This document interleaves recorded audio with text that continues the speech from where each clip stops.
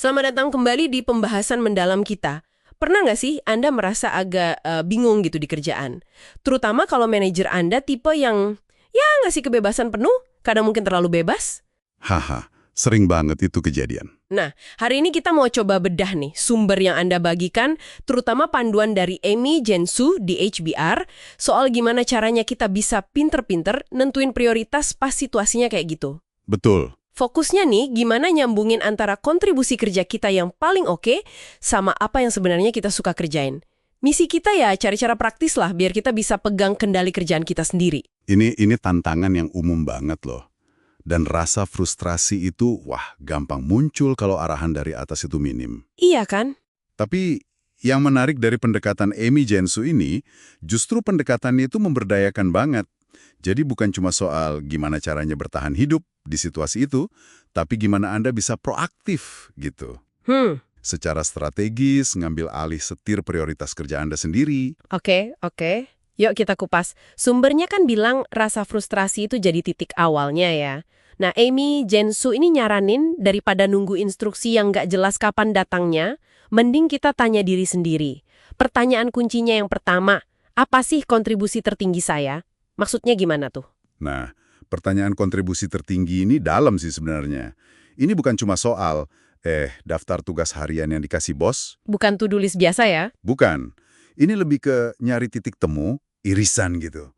Antara apa sih yang dibutuhin sama kantor atau organisasi, dengan apa yang jadi kekuatan kita, pengalaman kita, kemampuan unik kita. Oke. Sumbernya itu ngaitin sama hal-hal kayak rasa punya tujuan atau purpose, terus rasa tanggung jawab sebagai bagian tim atau citizenship, sama semangat melayani atau service. Jadi intinya, di mana sih Anda bisa kasih dampak paling gede? Yang mungkin orang lain nggak bisa kasih dengan cara yang sama persis. Fokusnya geser dari apa yang mesti gue kerjain. Jadi nilai tambah unik gue paling maksimal di mana ya? Wah, menarik. Jadi nemuin keunikan kita dalam konteks kerjaan ya. Terus pertanyaan kunci kedua nih, apa yang benar-benar saya minati atau passionate about gitu ya? Kenapa ini penting buat prioritas? Kan kerja ya kerja aja, suka nggak suka, kadang harus dikerjain bukan? Iya, tentu ada tugas yang memang kewajiban ya, harus dikerjain. Tapi elemen minat ini krusial banget, karena nyangkutnya ke energi sama motivasi kita. Energi ya? Iya. Sumber tuh nekenin, kalau kita tahu apa yang benar-benar bikin kita semangat di kerjaan, itu tuh jadi bensin, buat kita bisa fokus dan ngasih yang terbaik. Ini sejalan lah sama ide yang sering kita dengar. Mendingan kita yang nentuin prioritas hidup dan kerja kita, daripada orang lain atau keadaan yang nentuin buat kita, ya kan? Betul. Minat itu ngasih kita energi buat ngelewatin tantangan, dan ya, jaga kualitas kerja juga. Masuk akal banget. Energi sama fokus datangnya dari situ. Nah, terus gimana dua pertanyaan ini? Kontribusi tertinggi sama minat bisa bantu kita secara praktis gitu. Di lapangannya gimana? Nah, disinilah kerangka kerjanya jadi berguna. Amy Jensu nyebutnya kayak semacam kerangka kerja pengorganisasian yang sederhana. Coba bayangin kayak matriks 2x2 gitu. Oh, kayak kuadran gitu ya? Betul. Satu sumbu itu tingkat kontribusi, dari rendah ke tinggi. Sumbu satunya lagi tingkat minat Anda, rendah ke tinggi juga. Nah, Anda bisa mulai tuh petain tugas-tugas atau proyek Anda ke dalam 4 kotak itu. Oke. Mana nih kerjaan yang kontribusinya tinggi dan Anda suka? Mana yang kontribusinya tinggi tapi Anda kurang minat?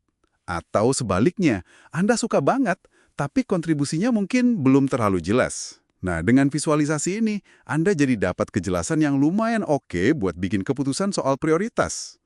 Bahkan tanpa perlu arahan detail dari manajer. Ini jadi kayak alat bantu pribadi Anda buat nyocokin usaha Anda sama tujuan besar organisasi, tapi secara mandiri gitu. Oke, saya coba bayangin nih. Misalnya ada tugas bikin laporan bulanan rutin. Kontribusinya jelas, tinggi buat kantor. Tapi, mungkin saya pribadi ngerasa itu monoton banget, kurang seru. Iya, sering tuh. Di sisi lain, ada ide proyek baru yang saya suka banget. Pengen garap, tapi kontribusi langsungnya ke target tim saat ini mungkin belum kelihatan jelas. Nah, kerangka ini bantu kita lihat posisi dua tugas itu di mana ya? Wah, ini kayaknya memberdayakan banget sih. Banget. Tapi gimana kalau kenyataannya banyak banget tugas yang rasanya pokoknya harus dikerjain. Dan sedikit banget yang masuk kotak kontribusi tinggi, minat tinggi. Realistis nggak sih? Pertanyaan bagus banget, karena ya realita kerja kan memang seringnya gitu, kompleks ya. Kerangka ini emang bukan sulap yang bisa ngilangin tugas ngebosenin, Haha, iya juga ya. tapi justru disitulah nilainya. Pertama, kerangka ini bantu Anda sadar, Anda identifikasi secara sadar, kalau ada ketidakseimbangan itu. Oh, ternyata banyak banget ya kerjaan saya di kuadran kontribusi tinggi, minat rendah. Oke, jadi langkah pertama itu sadar dulu ya. Iya, kesadaran itu penting. Kedua, dengan sadar itu, Anda bisa jadi lebih strategis. Mungkin Anda bisa cari cara bikin tugas rutin itu jadi lebih efisien. Atau kalau mungkin, bisa didelegasiin nggak ya? Atau cari celah kecil yang bikin tugas itu jadi sedikit lebih menarik buat Anda. Cari sudut pandang lain gitu ya. Bisa jadi. Terus, buat tugas yang minat tinggi tapi kontribusi belum jelas tadi, mungkin Anda bisa mulai komunikasikan potensinya ke manajer, atau cari cara gimana nyambunginnya sama tujuan tim yang udah ada. Jadi, kerangka ini tuh jadi dasar buat ngobrol atau negosiasi, bukan cuma pasrah nerima keadaan. Jadi ini bukan cuma soal milih prioritas, tapi juga bisa jadi alat buat membentuk kerjaan kita biar lebih pas sama kita ya, meskipun situasinya mungkin nggak ideal-ideal banget. Tepat sekali. Intinya gini, pas arahan dari atasan itu milim, prioritas itu bukan lagi cuma soal nyelesain daftar tugas doang. Bukan sekedar checklist ya. Bukan, tapi tentang secara sadar milih dan kadang membentuk. Tugas mana sih yang paling pas, yang paling optimal gunain kontribusi unik Anda, dan didorong sama minat Anda. Nah, kerangka kerja ini yang akarnya dari dua pertanyaan tadi, itu ngasih Anda peta sama kemudi buat ngarahin energi Anda secara efektif.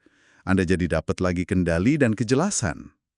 Luar biasa ya, gimana dua pertanyaan yang kedengarannya simple soal kontribusi tertinggi sama minat, ternyata punya efek yang dalam banget buat kita navigasi kerjaan sehari-hari. Nah, buat Anda yang lagi dengerin nih, gimana kira-kira Anda bisa mulai coba petain kerjaan Anda pakai kacamata kontribusi dan minat ini? Mungkin sore ini pulang kerja bisa dicoba. Dan mungkin ini sebagai pemikiran penutup buat Anda renungkan ya. Coba deh pikirin, gimana kalau praktik secara sadar dan terus-menerus nyelarasin kontribusi tertinggi Anda sama minat Anda ini, bukan cuma bantu nentuin prioritas harian aja, tapi secara fundamental bisa ngebentuk ulang arah dan kepuasan karir Anda dalam jangka panjang, bahkan, ya itu tadi, ketika Anda nggak dapat banyak arahan dari luar. Gimana tuh?